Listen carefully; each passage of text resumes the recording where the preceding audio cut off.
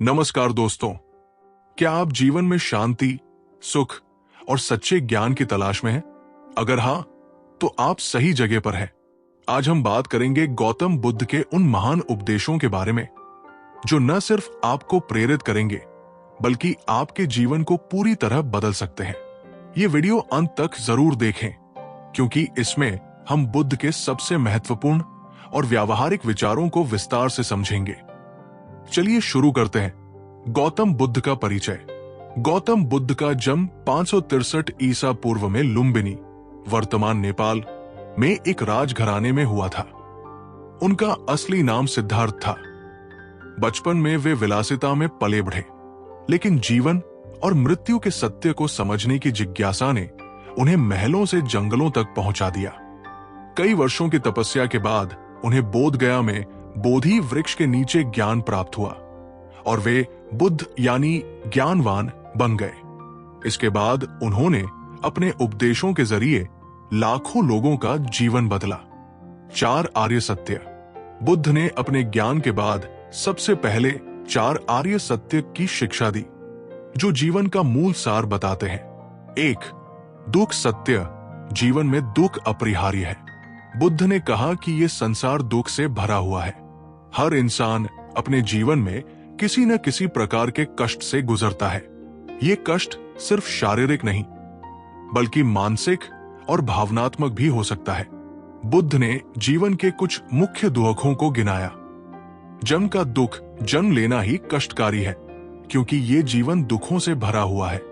बुढ़ापे का दुख। उम्र बढ़ने के साथ शारीरिक क्षमताएं घटती है, बीमारियां बढ़ती हैं और अकेलापन महसूस होता है। बीमारी का दुख। शरीर की तकलीफें इंसान को कमजोर और परेशान करती है। मृत्यु का दुख। प्रियजनों की मृत्यु का भय और उनके बिछड़ने का दर्द बहुत गहरा होता है। अप्रिय चीजों का सामना करना। हमें जीवन में कई बार ऐसी परिस्थितियों और लोगों से गुजरना पड़ता है जो हमें पसंद नहीं होते।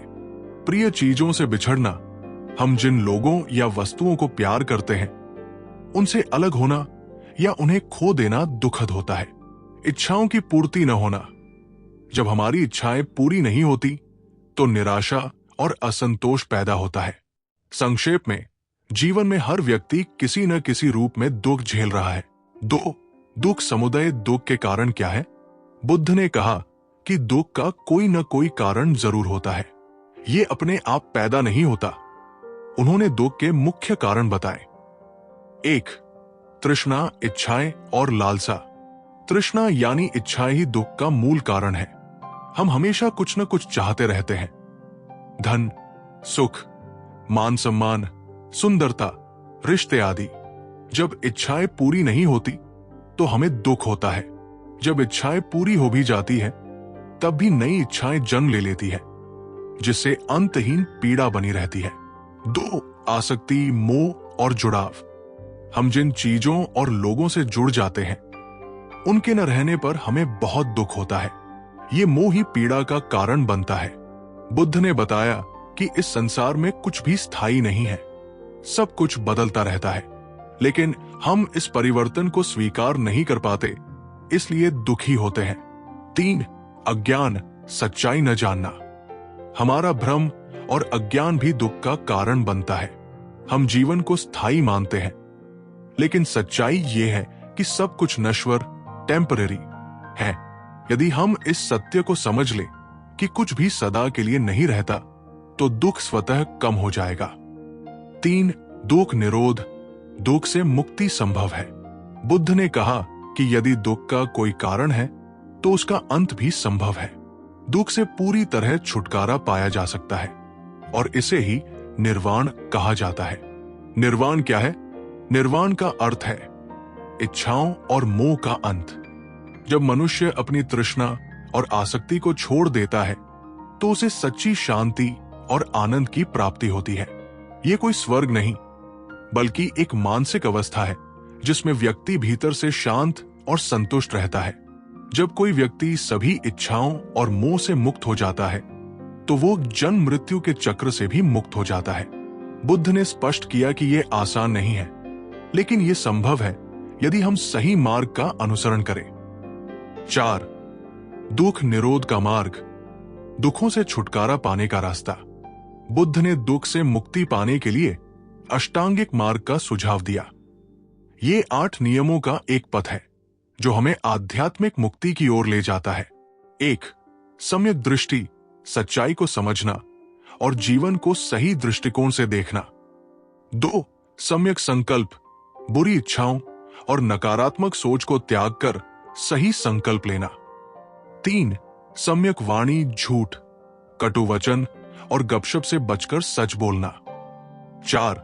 सम्यक कर्म, सही और नैतिक कार्य करना, किसी को नुकसान न पहुंचाना। 5.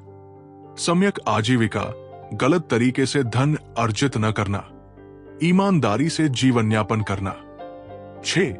सम्यक प्रयास, अच्छे विचारों और कार्यों की दिशा में निरंतर प्रयत्न करना। 7. सम्यक स्मृति, वर्तमान में रहना, अपने विचारों और कर्मों के प्रति जागरूक रहना। 8. सम्यक समाधि, ध्यान द्वारा मन को केंद्रित और शांत करना। यह मार्ग न केवल दुख से मुक्ति दिलाता है बल्कि जीवन को सुखी और संतोषजनक भी बनाता है। अष्टांगिक मार्ग। बुद्ध ने बताया कि हमें सही जीवन जीने के लिए इन 8 मार्गों का पालन करना चाहिए। 1. सम्यक दृष्टि, सत्य को देखना और समझना। 2. सम्यक संकल्प, बुरी आदतों और नकारात्मक सोच को छोड़ना। 3. सम्यक वाणी, सच बोलना, किसी को अपशब्द न कहना। 4. सम्यक कर्म, अच्छे कर्म करना और किसी को नुकसान न पहुंचाना। 5. सम्यक आजीविका, ईमानदारी और सही तरीके से जीविका कमाना। 6.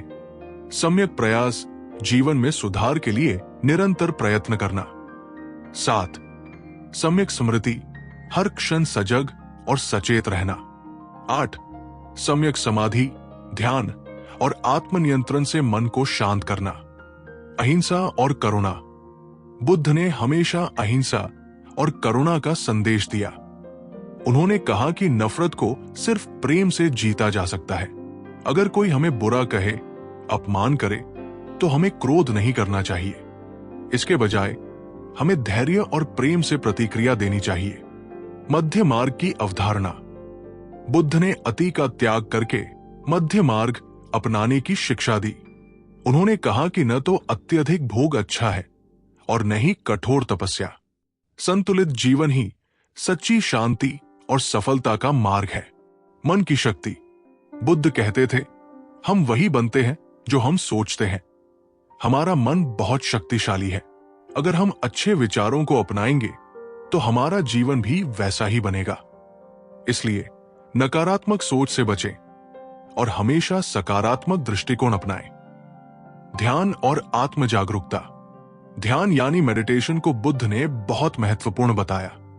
उन्होंने कहा कि ध्यान से न केवल मन शांत होता है बल्कि जीवन की उलझनों को समझने की क्षमता भी बढ़ती है। आत्म जागरूकता यानी खुद को जानना ही असली ज्ञान है। बुद्ध के उपदेशों का आज के जीवन में महत्व। आज की भागदौड़ भरी जिंदगी में बुद्ध की शिक्षाएं पहले से भी अधिक महत्वपूर्ण हो गई है। हम हर समय तनाव में रहते हैं, क्रोध करते हैं, चिंता करते हैं।